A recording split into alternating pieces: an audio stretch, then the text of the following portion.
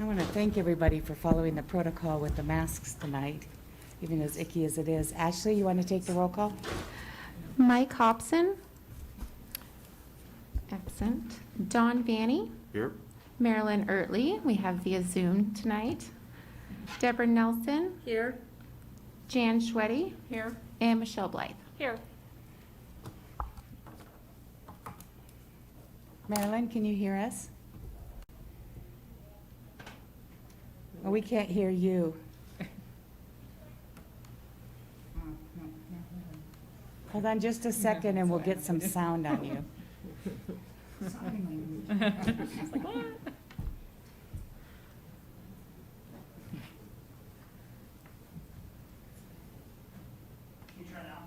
Can you try again, Marilyn?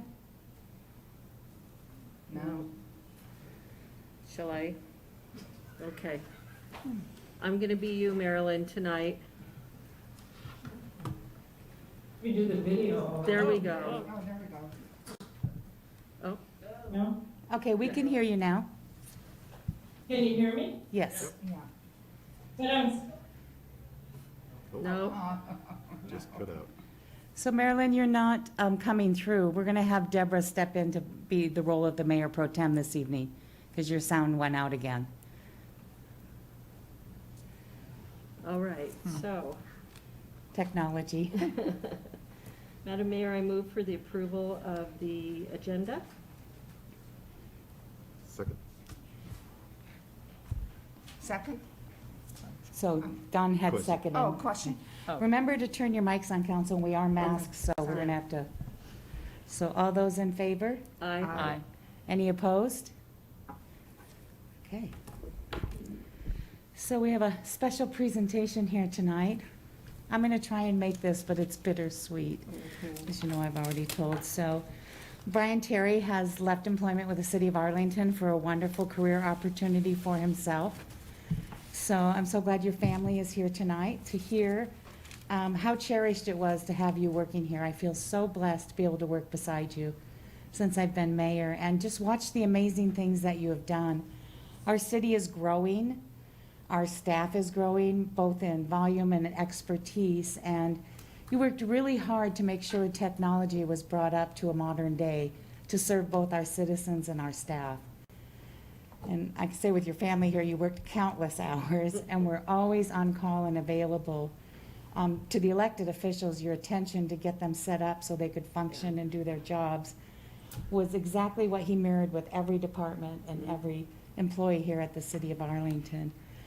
But beyond his role and his expertise as the IT director, Brian's heart lays with the staff and the work they do and honoring and cherishing that and always trying to make sure that they were valued and that they felt valued by having the resources available to do the work, the care with the public safety departments. And one thing that really surprised me is how complex the IT system is for a municipality, and particularly one with as many departments as we have, and all of those systems having to integrate somewhere.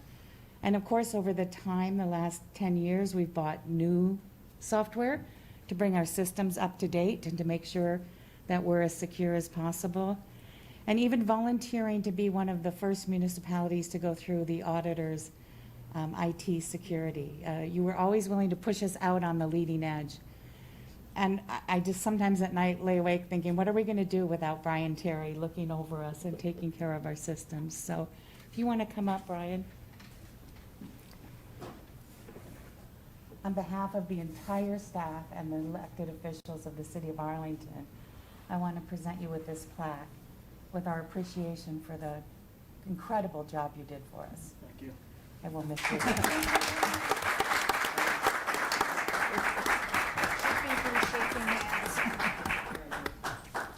And I hope your wonderful girls get to see you a little bit more often.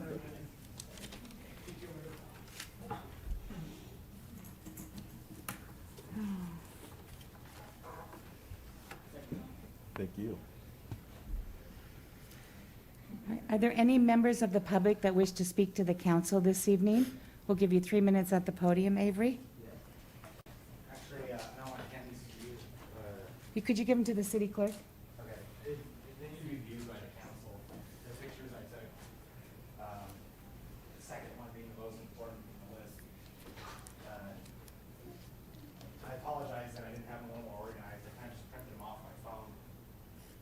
basically, it's about, well, first off, I want to thank Councilwoman Michelle Blythe, don't forgive me, Blythe? Yeah. Yeah, which one? Blythe? Okay. Because, so, before you guys went to recess, I believe it was Mr. Hayes who gave a presentation about the subject that I had spoken about regarding 67th and 172nd parking situation. And I just wanted to thank you for bringing up the fact that I was here to talk about it. Did you mention that? I don't know if you remember or not. You're like, there was a gentleman that was here and he was talking about it. Thank you for doing that. I appreciate it because, yeah, I did come talk about it. You know, I understand that there's a lot of people here who have different jobs that they do and they're trying to accomplish them. But I just don't feel like that presentation that happened before they went to recess was honest. And the photographs there are my proof. I took pictures from my balcony. In case anyone doesn't remember, because it's been over a month now, I was here talking about Centennial Park, the development at 67th and 172nd. And I heard a presentation saying that, you know, well, we can have these work-live situations which were permitted because, you know, everyone's gone during the day. So therefore, there's gonna be parking there. Okay, so the second picture that I have in that group of pictures there, the second one, if they stay in order, is actually the guest parking. Those pictures were taken at 10 in the morning from my balcony. One is a stairwell and one's my actual balcony. I took it from different sides. The guest parking is completely packed, as you can see. At 10 in the morning, living there, there's people, the second a car leaves, someone takes it. The other numbered parking spots there, those are all people's parking spots, as you see. So if you see another one, and mind you that those pictures were taken actually before the August flood of people came in, because they're doing sections. They had March, I came in June, and then there was August. So, and then there's gonna be another flood of people coming in October when they finish the other buildings. So, my point is that that's actually even kind of considering that that's before the August flood of people came in. The point that I'm trying to make is you can clearly see, if you look at every single parking space there, all the ones with a number is somebody's parking spot.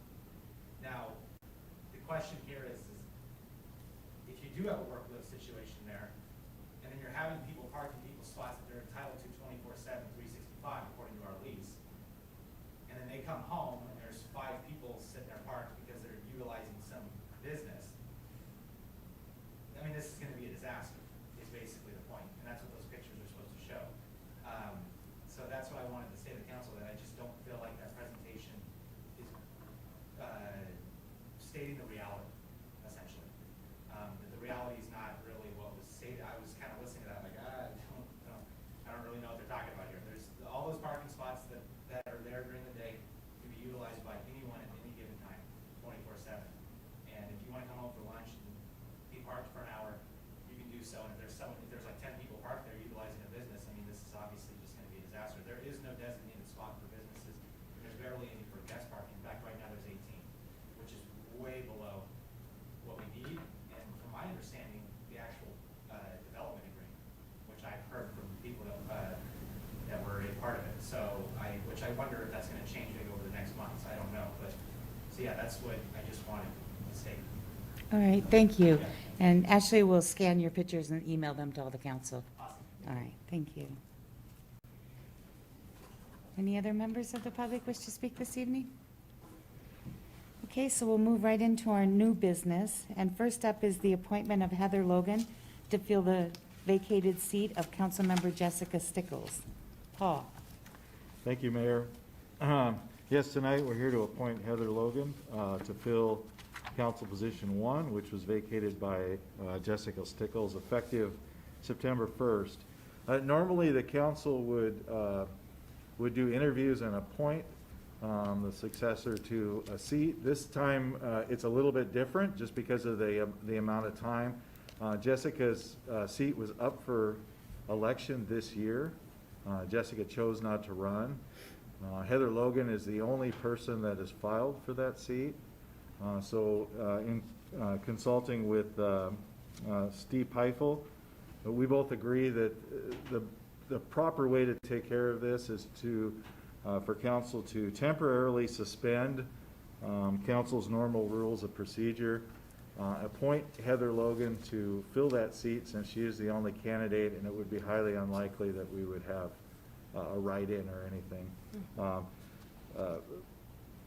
To appoint Heather Logan to fill that seat until the November 2nd election. All right, thank you, Paul. Does anybody have any questions or comments? I know we talked about this at our last meeting. No. Marilyn, are you able to hear us and speak to us? No. No.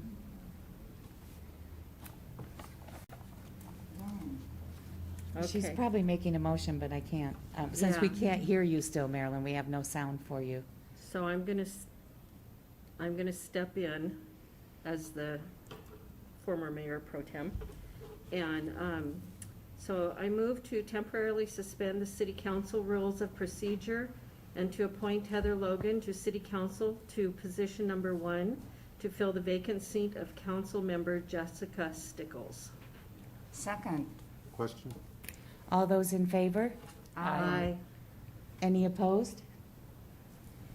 All right. Do we want to, at this time, swear Heather in? Yes. You certainly can. Heather, why don't you join me right in front of the mayor? That way we'll be on camera.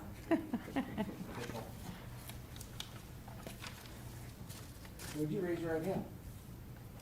Do you solemnly swear or affirm that you are a citizen or lawful permanent resident of the United States and the state of Washington, that you are legally qualified to assume the office of city council member, position number 1, in and for the city of Arlington, Washington, that you will support the Constitution and laws of the United States and the state of Washington, and that you will faithfully, diligently, and impartially discharge the duties of this office to the best of your judgment, skill, and ability? If so, please say, I do so swear or affirm. I do so swear or affirm. Congratulations.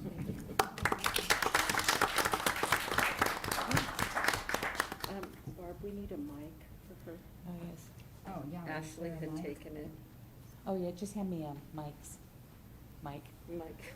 Congratulations. Oh. Thank you.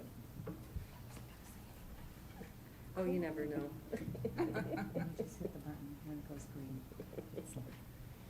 All right. Okay.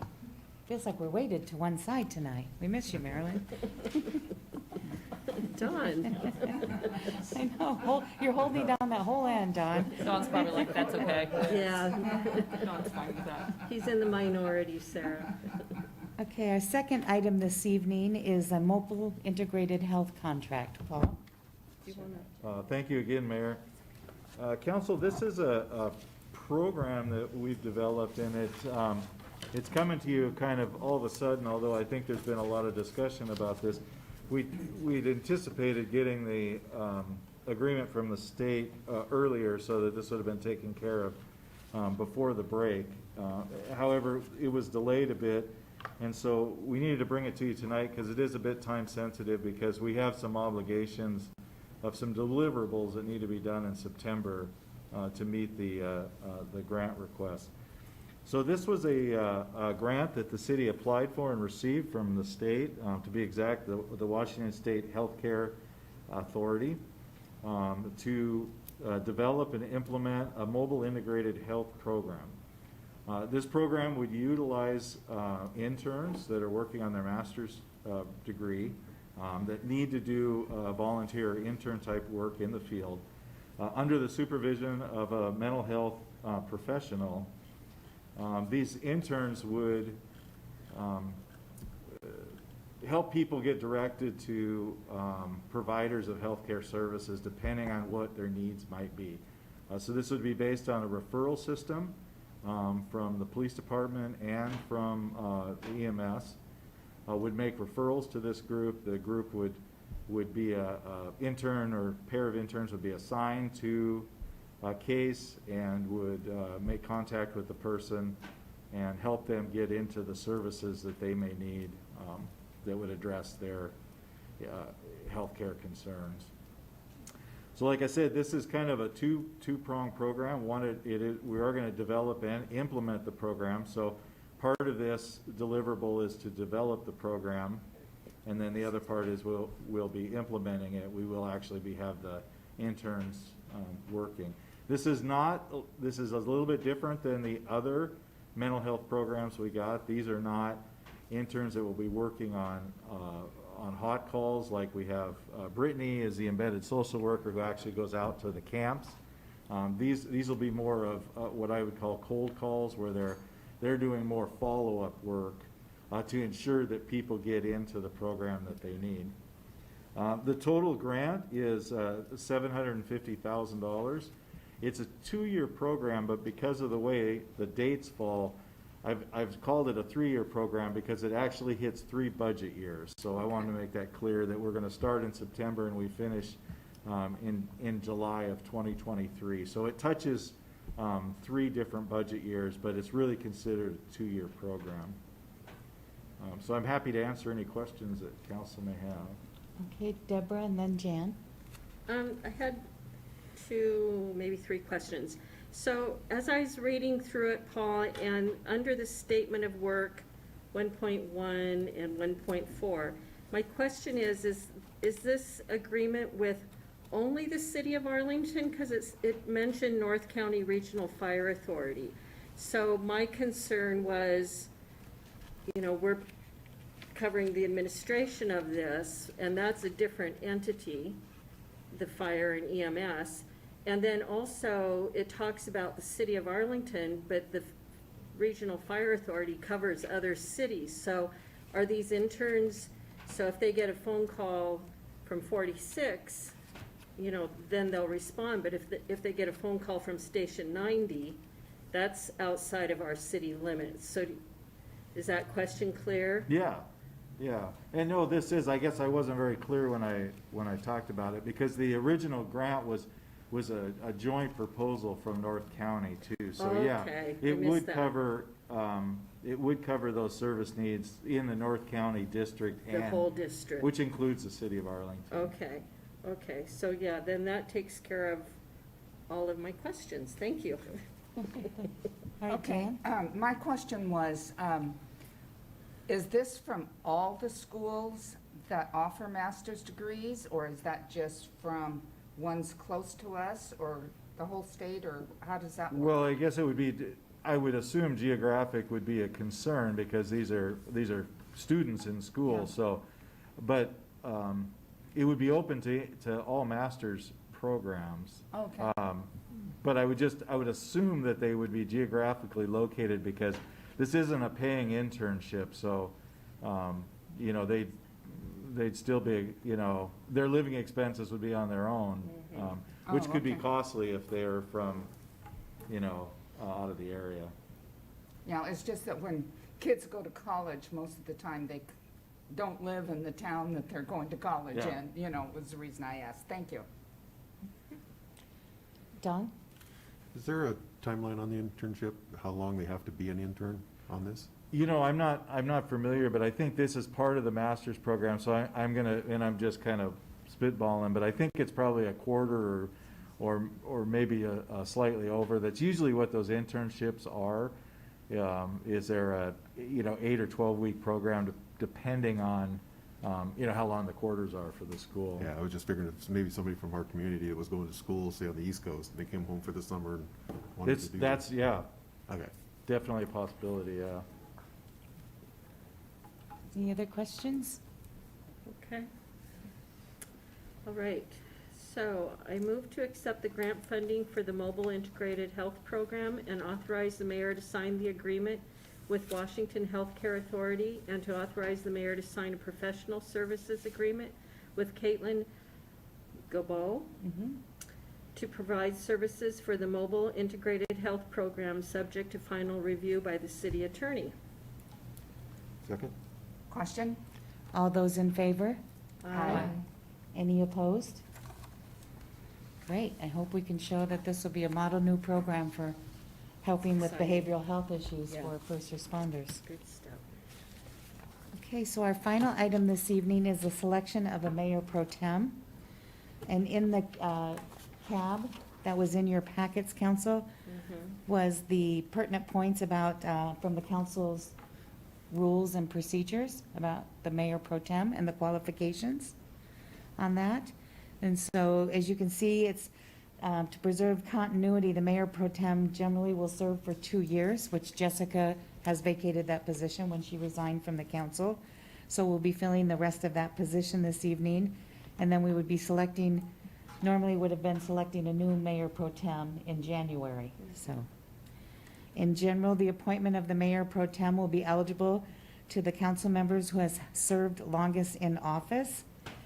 And I think what has been going on by the council's discussions the last several years is they've sort of passed that down to the next longest in office, just so that there was rotation and give everybody an opportunity. The key functions and duties of the mayor pro tem would be to step in and facilitate the meetings if the mayor was unavailable or unavailable for a period of time, to step in and fill that role. So, does anybody have any questions? I'll try to answer them as best I can. All right. Well, since Marilyn's mute, I don't know if you can hear us. I just want you to know that I spoke with Marilyn, being that we were the 2 former mayor pro tems on council at this time. And we had both agreed, just our general discussion, that Jan Schweddy is the next person in seniority and also more than qualified to fill this role. So with Marilyn's blessing, I hope, being that she's silent, I move to select Councilmember Jan Schweddy as the city's mayor pro tem to serve until the January 18, 2022 council meeting. Right. Second. Question. All right. So all those in favor, say aye. Aye. Any opposed? All right. Thank you. Welcome, Jan. Thank you. Look forward to working with you. All right. Do we have any comments from council members this evening? No, I think Paul's gonna discuss some things, because I've got, Yeah, I'm just Things following the are really agenda, fast. Jen. So Okay. this would be the time. So he comes next. All right. Paul, do you have anything this evening?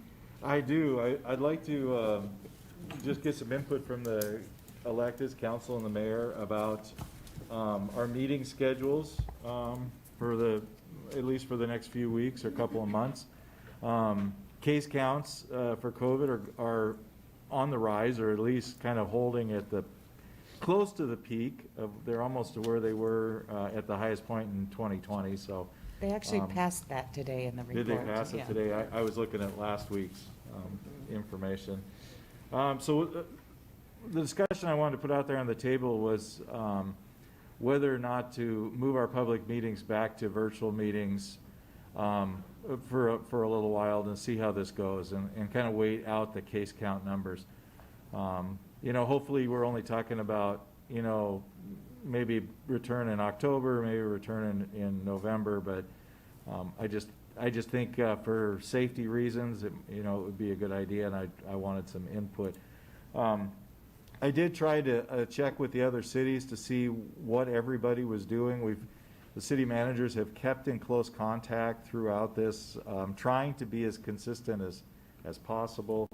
I reached out to all the city managers in the county last week, which was bad timing because, of course, right before a long weekend, there was a lot of thanks for your email. However, I won't be back in the office until next week.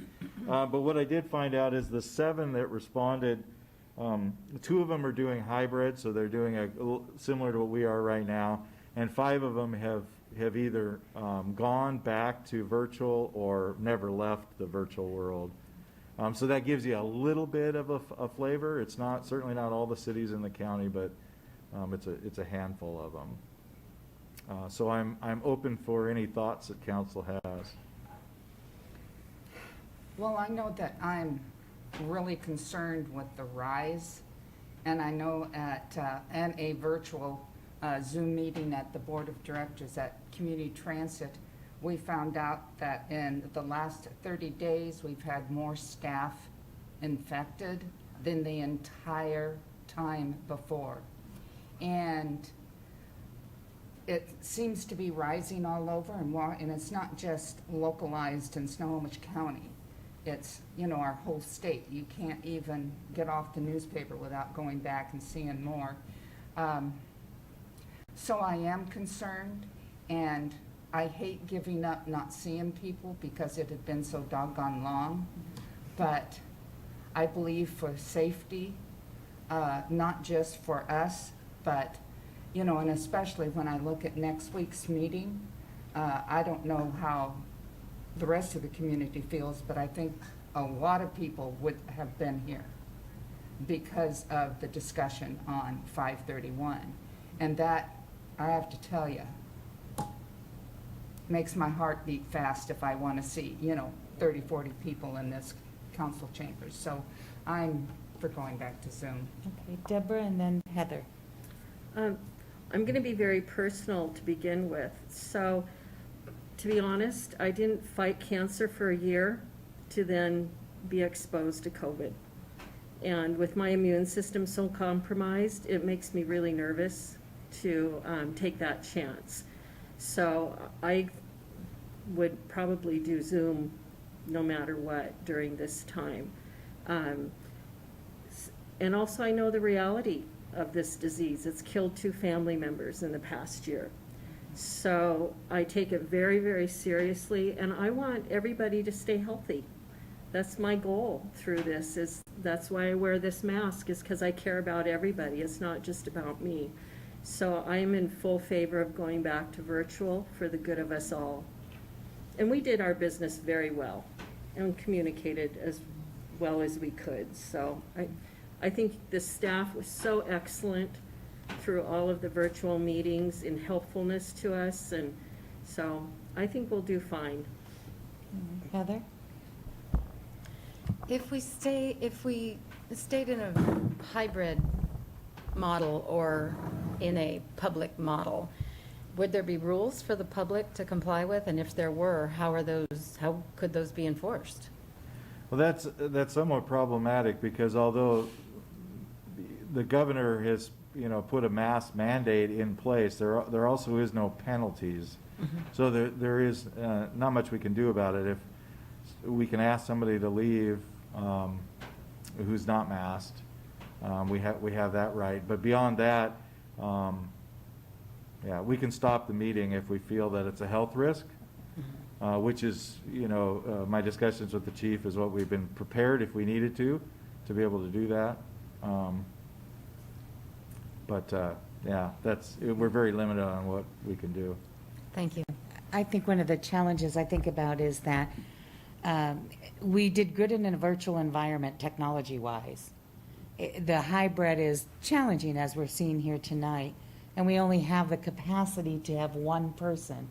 So Yeah, if one of you were exposed or 2 of you were exposed, somebody's gonna have to make the decision not to participate. My talks with the health district is their projections don't look very good till at least a few weeks after schools have started, and to see what happens there. So I just feel comfortable erring on the side of safety and saying, maybe we just for September go back to virtual, watch the numbers, and if we see that it's peaked and it begins to come down, we can come back to meet in person. Michelle, I'm sorry, you had your hand up. Yeah, that's all right. I agree with Jan and Deborah. Some of the meetings that I've been sitting on, they're staying virtual. No one's talking about going back in person at all. In fact, one of the meetings I was on this morning, they were talking about when legislators go back, it's probably going to be virtual this year again, or whatever, next year. So for me, it's safety issue. And I'm all for going back to virtual for a month, 2 months, 3 months, whatever it takes, because the numbers are absolutely absurd. And there's just no denying what the numbers and the facts and the illnesses and hospitalizations are showing us. So, Yeah, no, and I agree with everyone else with this, that virtual, we were doing very well with the virtual meetings and stuff, and accomplishing what we needed to do and doing it very well. So I'm all for the virtual. Okay, it looks like we all agree. Yeah, no, I appreciate everyone's input on this, and I'm hearing you loud and clear. So That will include the Planning Commission and Airport Commission, although we've got both meetings scheduled, so I hadn't had a chance to talk to Mark today, but I did talk with Dave, so. So I worried about that tonight They'll- because their at 7 next o'clock, meetings. we're putting other people in these seats touching everything we've just touched. Yeah. Um, I think that we're doing a really good job as far as our city facilities. At this point, I'm not looking at closing them. We have staff still scattered a little bit, and we have the ability to let people work from home more if we need to create more space in between people. But we've installed barriers at all the points that require public contact. And the areas that don't have to necessarily have direct public contact are locked down, and so it's by appointment only.